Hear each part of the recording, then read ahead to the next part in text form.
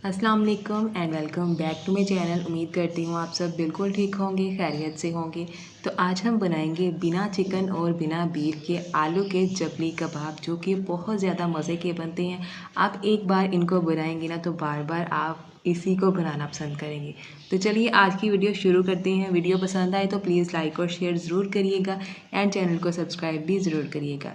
तो यहाँ पर मैंने लिए हैं 3 पाव आलू। इनको मैंने पील ऑफ करने के बाद पानी में डाल दिया था ताकि इनका कलर चेंज ना हो। अब आलूओं को हमने कद्दूकश करना है। तो जो कद्दूकश की मोटी वाली साइड होती है ना, उस साइड से हमने सभी आलूओं को बहुत अच्छे तरीके से कद्दूकश कर लेना है। तो चलिए यहाँ पर सभी आलू कद्दूकश हो चुके हैं, यहाँ पर देख सकते हैं आप। तो इनके अंदर ना काफ़ी सारा स्टार्च है जिसको हमने निकालना है और आलूओं को अच्छे से साफ़ करना है। तो आलूओं को ना एक इस तरह से एक बर्तन लेंगे, इसके अंदर ठंडा पानी डालना है और सभी आलूओं को इसमें डाल के हमने बहुत अच्छे से इनको साफ़ करना है। इनका जो एक्स्ट्रा पानी है, इनके अंदर जो स्टार्च है, उसको हमने निकाल के इसको बहुत अच्छे तरीके से क्लीन करके एक दूसरे बर्तन में निकाल लेना है। तो यहाँ पर देख सकते हैं आप, आलूओं को मैंने अच्छे से मसल के ना साफ़ कर लिया है।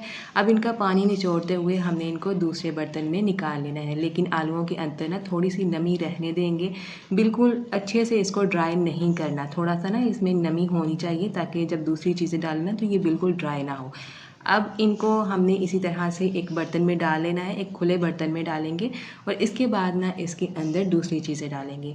तो यहाँ पर 2 बारीक कटी हुई हरी मिर्चें हैं, एक छोटे साइज़ का बारीक कटा हुआ प्याज है और इसके साथ ही मुट्ठी भर हरा धनिया है, जो कि बहुत ही अच्छा लगता है। ये तीनों चीज़ें इसमें डाल देंगे। साथ ही यहाँ पर मसाले हैं, जिसमें है तकरीबन 1 टीस्पून भुना कुटा हुआ ज़ीरा है, 1 से 1.5 टीस्पून कुटी हुई लाल मिर्च है, इसके साथ ही कुटा हुआ धनिया है 1 टीस्पून, आधा टीस्पून हल्दी पाउडर, आधा टीस्पून यहाँ पर पिसा हुआ धनिया, 1 टीस्पून अनारदाना है और 1 टीस्पून ही यहाँ पर नमक है। तो यहाँ पर आप तमाम मसालों की क्वांटिटी अपने हिसाब से कम भी कर सकते हैं और ज़्यादा भी कर सकते हैं। अब सभी मसाले इसके अंदर डाल देंगे और चम्मच के साथ हमने इसको अच्छी तरह से मिक्स कर लेना है ताकि तमाम मसाले, हरी मिर्च, प्याज, धनिया वगैरह इसमें अच्छे से मिक्स हो जाए।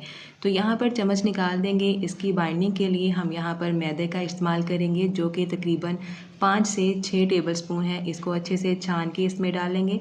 इसके साथ इन कबाब की जो बाइंडिंग है वो बहुत अच्छे से होगी, ये टूटेंगे नहीं। तो चम्मच के साथ इसको हल्का सा मिक्स करेंगे और चम्मच निकाल देंगे। इसके बाद हाथों के साथ हमने इसको बहुत अच्छे से मिक्स कर लेना है ताकि सभी चीज़ें जो है ना वो एक जान हो जाए। तो ये हमारा जो कबाब का बैटर है ये अच्छे से तैयार हो चुका है, इसको साइड पे कर लेंगे। चटनी कबाब के लिए यहाँ पर एक बड़े साइज़ का टमाटर लेंगे और उसको बारीक बारीक स्लाइसिस में इस तरह से काट लेंगे, जो कि चटनी कबाब के ऊपर लगे हुए बहुत ज़्यादा मज़े के लगते हैं और देखने में बहुत खूबसूरत भी लगते हैं। तो चलिए यहाँ पर हम चपली कबाब बना लेते हैं, जो कि बनाना बहुत ही आसान है। तकरीबन 2 टेबलस्पून के करीब हमने आलू का बैटर लेना है, उसको हाथ पे इस तरह से फैलाना है, कबाब की शेप देनी है और इसके बाद एक टमाटर का पीस इसके ऊपर लगा देना है। तो इसी तरह से दोबारा हम 2 टेबलस्पून लेंगे आलू का बैटर, इसको अच्छे से फैलाएंगे, कबाब की शेप देंगे और एक पीस टमाटर का लगा देंगे और इसी तरह से बाकी के तमाम हमने आलू के चपली कबाब बनाकर तैयार करने हैं। तो यहाँ पर आप देख सकते हैं इसी तरह से हमने सभी कबाब बनाने हैं। तो चलिए इनको फ्राई करते हैं। तो यहाँ पर पैन के अंदर तकरीबन 5 से 6 टेबलस्पून ऑयल को मैंने लो मीडियम फ्लेम पर गर्म कर लिया है। ऑयल का जो टेम्परेचर है वो बहुत ज़्यादा नहीं होना चाहिए, क्योंकि आलू कच्चे हैं, इनको पकने में देर लगेगी। जो टमाटर वाली साइड है कबाब की, उसको हम नीचे की तरफ रख के इसको ऑयल में डालेंगे ताकि ये अच्छे से इसके ऊपर चिपक जाए।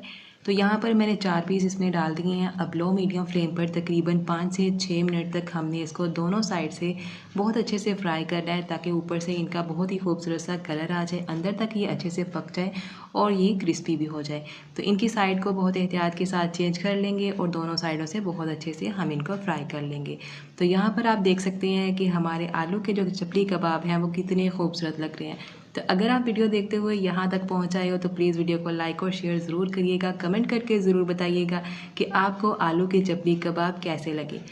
तो चैनल को सब्सक्राइब भी ज़रूर करिएगा। यहाँ पर देखिए जी, माशाल्लाह हमारे जो चपली कबाब है ये फ्राई हो चुके हैं, जिनका कलर बहुत खूबसूरत आया है, ऊपर से क्रिस्पी हो चुके हैं, अंदर से अच्छी तरह पक चुके हैं।